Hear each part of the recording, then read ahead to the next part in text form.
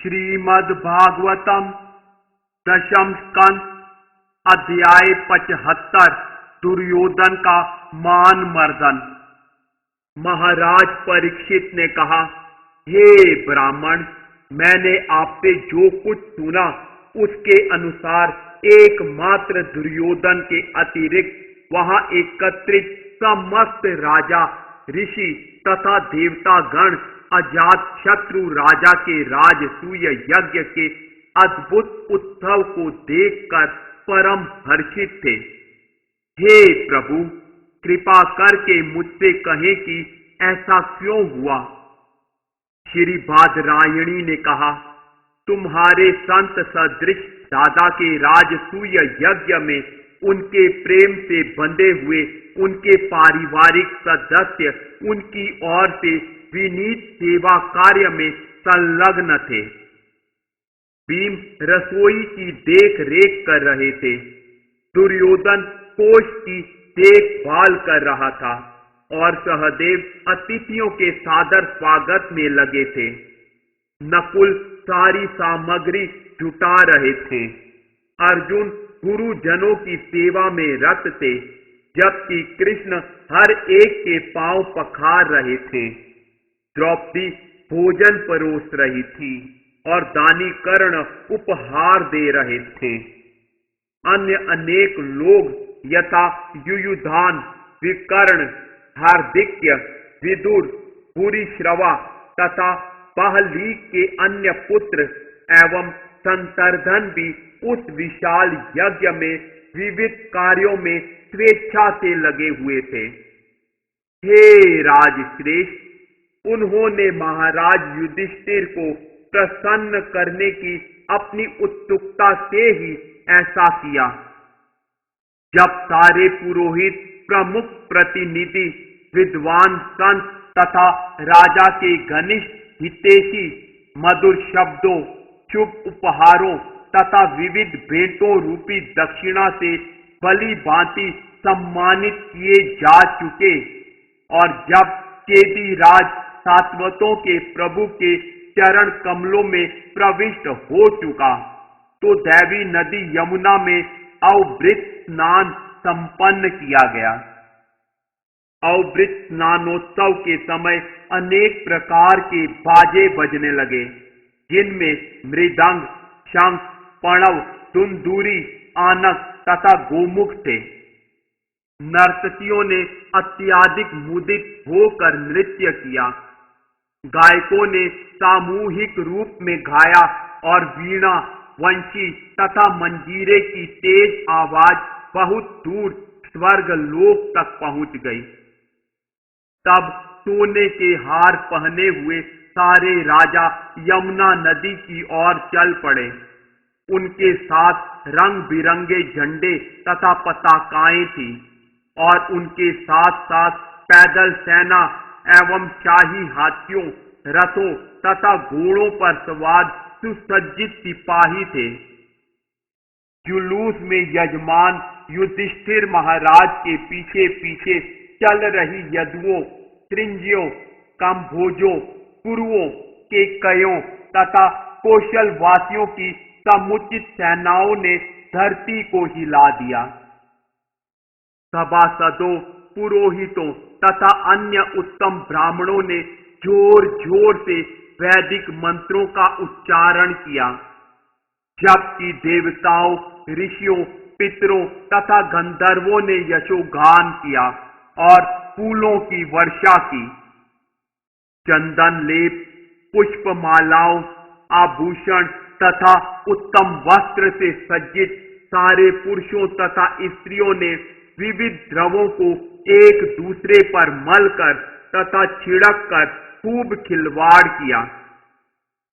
पुरुषों ने वारांगनाओं के शरीरों को बहुत सारा तेल, दही, सुगंधित जल, हल्दी तथा कुमकुम चूर्ण से पोत दिया और पलटकर उन स्त्रियों ने पुरुषों के शरीरों में वैसी ही वस्तुएं दे पोती।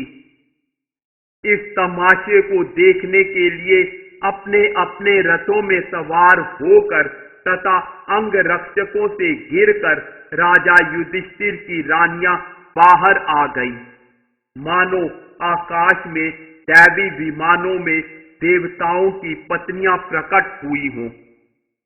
जब मेरे भाइयों तथा उनके घनिष्ठ मित्रों ने रानियों पर द्रव पदार्थ छिड़के तो उनके मुख लजीली मुस्कान से खिल उठे, जिससे उनके भव्य सौंदर्य में वृद्धि हो गई। जब रानियों ने अपने देवरों तथा अन्य पुरुष संगियों पर पिचकारियों से पानी दे मारा तो उनके वस्त्र भीग गए, जिससे उनकी बाहें, स्तन, जांघें तथा कमर झलकने लगे। उल्लास में उनके जूड़े ढीले होने से उनमें बंधे फूल गिर गए। इन मनोहारी लीलाओं से उन्होंने उन लोगों को उत्तेजित कर दिया जिनकी चेतना दूषित थी। गले की सुनहरी झालरों से युक्त उत्तम घोड़ों से खींचे जाने वाले अपने रथ पर आरूढ़ सम्राट अपनी पत्नियों के संग इतने भव्य लग रहे थे, मानो तेजस्वी राजसूय यज्ञ अपने विविध कृत्यों से घिरा हुआ हो। पुरोहितों ने राजा से पत्नी संयाज तथा औभृत्य के अंतिम अनुष्ठान पूर्ण कराए। तब उन्होंने राजा तथा रानी द्रौपदी से शुद्धि के लिए जल आचमन करने एवं गंगा नदी में स्नान करने के लिए कहा। देवताओं की दुंदुभियां मनुष्यों की दुंदुभियों के साथ साथ बज उठी। देवताओं, ऋषियों, पितरों तथा मनुष्यों ने फूलों की वर्षा की। तत्पश्चात विभिन्न वर्णों तथा आश्रमों से संबद्ध नागरिकों ने उस स्थान पर स्नान किया जहां पर स्नान करने से बड़ा पापी भी पापों के बल से तुरंत मुक्त हो जाता है।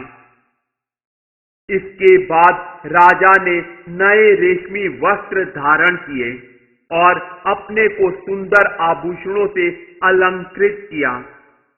तत्पश्चात उन्होंने पुरोहितों, सभा के सदस्यों, विद्वान ब्राह्मणों तथा अन्य अतिथियों को आभूषण तथा वस्त्र भेंट करके उनका सम्मान किया।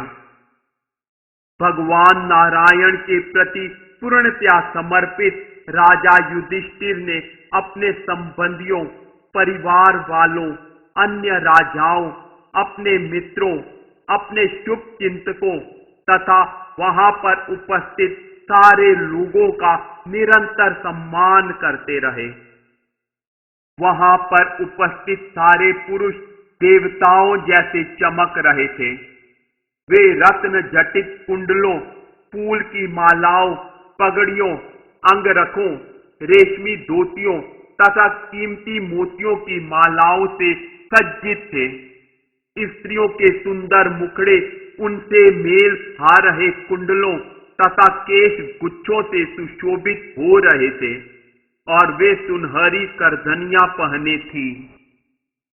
तत्पश्चात हे राजन, अत्यंत सुसंस्कृत पुरोहित जन, महान वैदिक विशेषज्ञ जो यज्ञ साक्षियों के रूप में सेवा कर चुके थे, विशेष रूप से आमंत्रित राजागण, ब्राह्मण, क्षत्रिय, वैश्य, शूद्र, देवता, ऋषि, पितर, भूत प्रेत एवं मुख्य लोकपाल तथा उनके अनुयायी गण, ये सारे लोग राजा युधिष्ठिर से पूजे जाने के बाद उनकी अनुमति लेकर अपने अपने घरों के लिए प्रस्थान कर गए।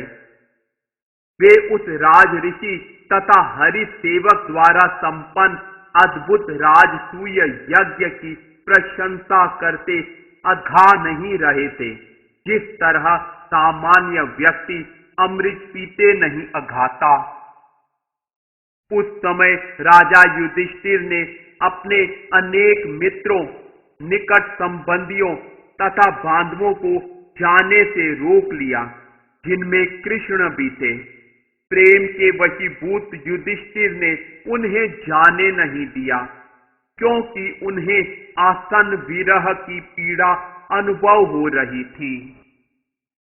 हे परीक्षित, सांब तथा अन्य यदुवीरों को द्वारका वापस भेजकर भगवान राजा को प्रसन्न करने के लिए कुछ काल तक वहां ठहर गए।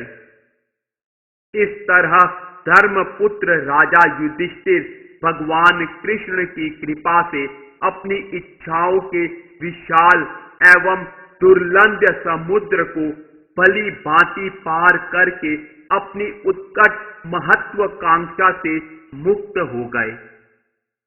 एक दिन दुर्योधन राजा युधिष्ठिर के महल के ऐश्वर्य को देखकर राजसूय यज्ञ तथा यज्ञकर्ता राजा की महानता से, जिसका जीवन तथा आत्मा अच्युत भगवान थे, अत्यधिक विचलित हुआ।